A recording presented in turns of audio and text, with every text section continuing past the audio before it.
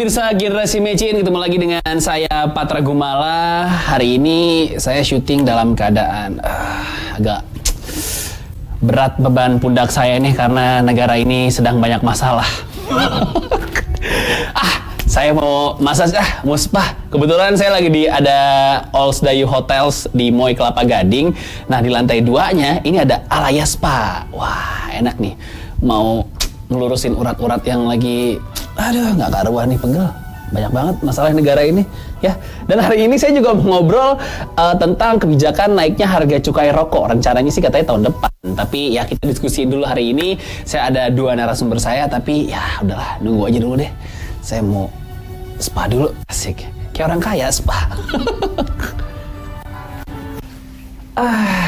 Saya udah di dalam ruangan Alaya Spa and Massage di Allsdayu Hotel Moy Kelapa Gading, lantai 2. Ada deh, jarang-jarang nih mau syuting pijit dulu.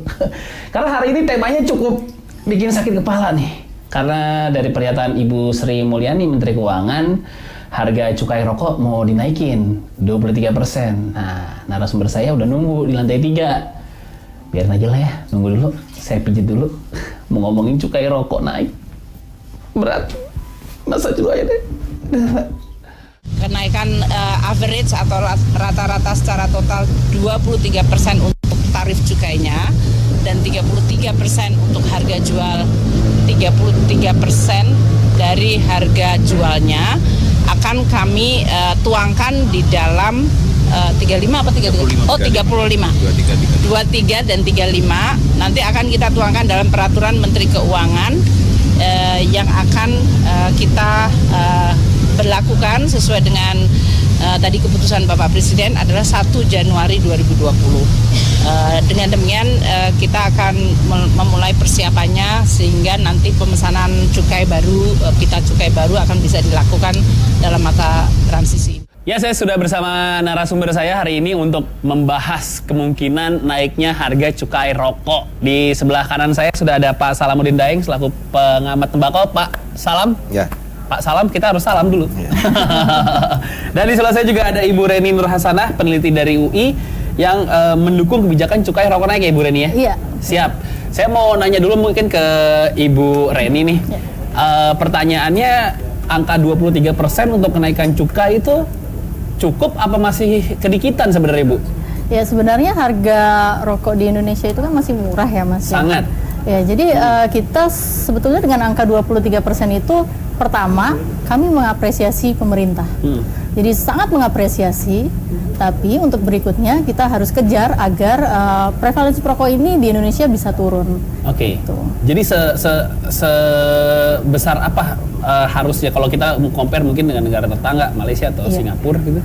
Kalau di negara lain itu bisa satu bungkus itu bisa di Australia bisa 400.000 per bungkus. Iya, betul. Sehingga kita kalau mau datang ke sana kita berpikir gitu, Mas, ada nggak ya uang 400.000 di kantong? Tapi kalau di Indonesia dengan rata-rata 17.000 per bungkus, ya pastinya dengan jajannya mahasiswa sekarang, apalagi jajannya anak saya mungkin itu masih bisa terbeli. Nah, kita bandingkan lagi dengan negara-negara yang Thailand, Singapura, Malaysia, itu jauh sudah lebih besar.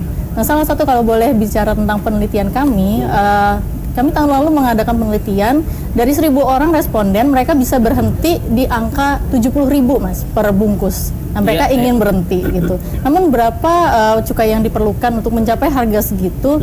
Rasanya pemerintah sih masih butuh waktu untuk ke sana, tapi kita mendorong, sangat mendorong dengan adanya 23% ini.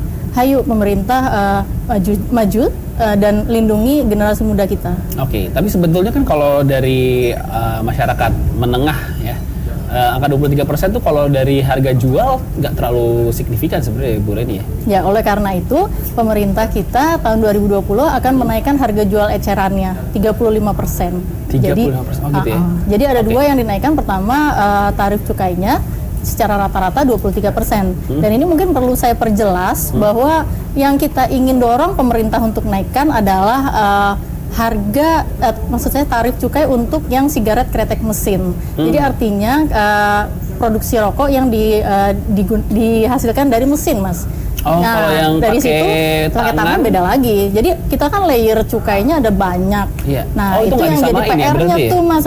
Jadi Oke. simplifikasi itu harus dilakukan karena misalnya gini, Mas, kalau kita naikkan cukainya di satu layer gitu. Nanti kalau udah naik harganya rokok tersebut di layer yang mesin tadi, dia bisa switch jatuh ke harga yang berikutnya. Oke. Nah, nanti naik lagi, switch lagi, Mas, sampai ke sekarang ada 10 layer itu dia sampai ke yang harganya termurah sampai yang bisa dia beli.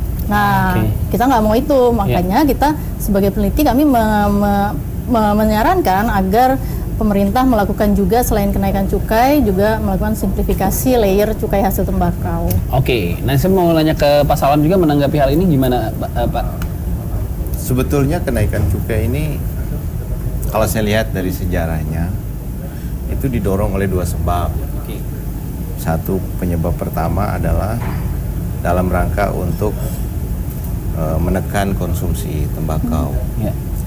Yang kedua itu adalah dalam rangka untuk meningkatkan pendapatan negara. Iya. Jadi itu yang sejarah cukai di Indonesia ya. Jadi kalau di Indonesia ini kenaikan cukai itu pasti terjadi setiap tahun. Ya. Nah cuman 2018 itu kayaknya nggak naik. Oke. Makanya kemudian 2019 ini bisa naik agak besar ya. Tapi dalam sejarahnya kenaikan cukai itu selalu mengikuti laju inflasi, mengikuti perkembangan daya beli masyarakat dan seterusnya ya. Itu dalam sejarah cukai ya begitu, pasti naik. Ya. Dan setiap tahun itu naik. Nah apalagi sekarang misalnya di tengah kesulitan anggaran yang dihadapi oleh pemerintah, jadi alasan untuk menaikkan cukai itu menjadi tersedia. Nah itu juga pernah dilakukan di banyak negara. Di beberapa negara seperti misalnya ya yang paling gede ya tembakonya itu paling besar itu adalah Tiongkok. Oke.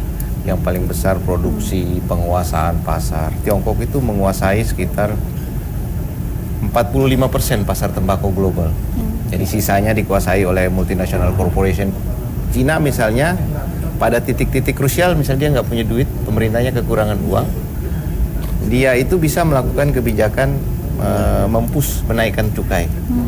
Sehingga kenaikan cukai itu cukup untuk membiayai banyak hal. Oke. Jadi anggaran militer Cina itu kalau tidak salah setara dengan pendapatan cukai tembakau ya. Kalau kita kan anggaran militer kita 100 T ya. Iya. Cukai tembakau 160 T. Ya. Kalau kurang. dia masih kurang, harusnya anggaran militer setara dengan cukai tembakau. Ya. Kita habis buat BPJS, Pak. Oh, itu problem lain. BPJS ada masalah di manajemen sendiri, di pengelolaan, Oke. ada masalah di transparansi dan lain-lain. Ada masalah di jumlah orang sakit juga. Betul. Banyak di Indonesia. Termasuk juga para Para perokok itu perokok. juga Sakit banyak kepala aja kalau membebani. sekarang kan mesti pakai BPJS, makanya rame rumah sakit. gitu. Iya, iya, iya. Nah, itu sejarah cukai. Nah, dalam konteks sekarang, Pak Jokowi sepertinya atau pemerintah sekarang seperti menemukan alasan yang tepat untuk menaikkan karena keadaan keuangan pemerintah yang memang lagi kurang baik, Bu. Ya. Karena dipicu oleh harga komoditas yang turun, ya harga semua turun sekarang. Semua sumber-sumber utama pendapatan pemerintah ini sekarang rontok, ambruk lah istilahnya. Memang kalau kita lihat gejala sekarang, pemerintah harus banyak terobosan di bidang PNBP, penerimaan negara bukan pajak, dan termasuk di dalamnya cukai. Nah itu, nah di dalam dua level itu kebijakan ini dihitung, misalnya untuk membatasi konsumsi. Bagaimana cara menekan konsumsi dengan kebijakan harga? Istilahnya kalau di dalam internasional itu ada kebijakan harga dan non harga. Kalau kebijakan harga itu dia langsung pengaruhi harga rokoknya. Kalau kebijakan non harga itu dia pakai restriksi yang lain, misalnya pembatasan di tempat umum, tidak boleh merokok di ruang tertutup, menyediakan tempat rokok di ruang terbuka, misalnya gitu ya. Jadi itu disebut metode pembatasan. Nah, metode pembatasan harga itu ada dua, seperti Ibu bilang tadi. Satu, pembatasan dengan menggunakan tarif cukai, karena kalau cukai dinaikkan, itu harga pasti naik. Kedua, dengan menaikkan harga sendiri, harga batas yang ditetapkan oleh oleh pemerintah. Misalnya untuk jenis rokok ini wajib jual sekian. Ya. Nah, itu cara dengan menggunakan instrumen harga dan instrumen non harga namanya. Nah, ada juga instrumen lain, yakni instrumen yang juga diharapkan bisa mempengaruhi perilaku. Misalnya kalau di ASEAN itu lifestyle ya. Jadi gaya hidup sehat. Jadi gaya hidup sehat itu selalu diidentikan dengan gaya hidup yang tidak drug, tidak merokok dan seterusnya ya. Itu distimulus dengan itu oleh siapapun yang ingin melakukan pembatasan itu. Nah, cuma apakah ini kebijakan akan efektif? Nah, kita harus melihat dulu objektifnya gimana ini sekarang di Indonesia. Yang terjadi di Indonesia ini memang salah tata kelola ya. Salah tata kelola. Kita tahan sampai situ dulu, Pak. Sampai salah tata kelola. Di mana salahnya? Nah, abis ini kita lanjut lagi, jangan kemana-mana, tetap di Generasi Mecin.